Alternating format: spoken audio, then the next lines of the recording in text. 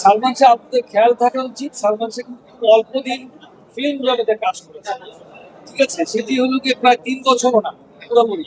অনেকে 3.5 বছর বলছে, সেটি হলো কি ছবি রিলিজের শেষ মুহূর্ত পর্যন্ত হিসাব করছে।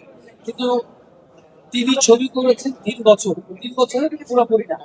আপনারা যদি হিসাব করে দেখেন, এবং তিনি ছবি করেছেন সম্ভবত 23টি নাকি হলো কি 24টি ছবি, এবং তার মধ্যে অপরিপূর্ণ ছবি ছিল হলো কি প্রায় 7 থেকে 8টি, ঠিক আছে?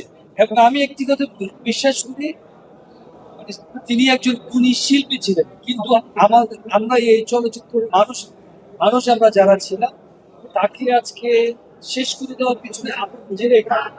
দেখেন, মানুষকে কিন্তু ভালোভাবে বাঁচিয়ে দেখা যায়। একটা মানুষকে যদি আপনি সারাক্ষণ টর্চার করেন, আপনার তার ইনসাইড বলেন আউটসাইড বলেন, তখন একটা মানুষ ফ্রাস্ট্রেটেড হয়ে যায়।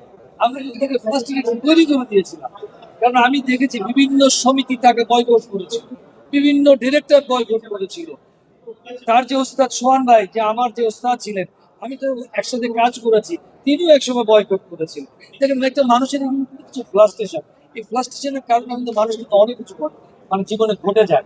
তো আমি একটি কথাই বলবো, যে আজকে যে জিনিসগুলো তোলপাড় হচ্ছে, অবশ্যই একটি সত্যের বিচার হবে। এবং যেহেতু আমরা আইনের প্রতি শ্রদ্ধাশীল, সুতরাং এই আইনি প্রমাণ করে দিবে যে তার আসলে সঠিক, তিনি কি করেছিলেন। তিনি আসলে সত্যিকার অর্থে সুইসাইড করেছেন, নাকি তাকে কেউ মেরে ফেলেছে। অবশ্যই একদিন না একদিন এটার উদ্ঘাটন হবে, এবং এটার সঠিক বিচার হবে, এটা আমি বিশ্বাস করি। আর একটি কথা বলবো, যে আমরা একটি ভালো মানুষ, একটি গুণী শিল্পী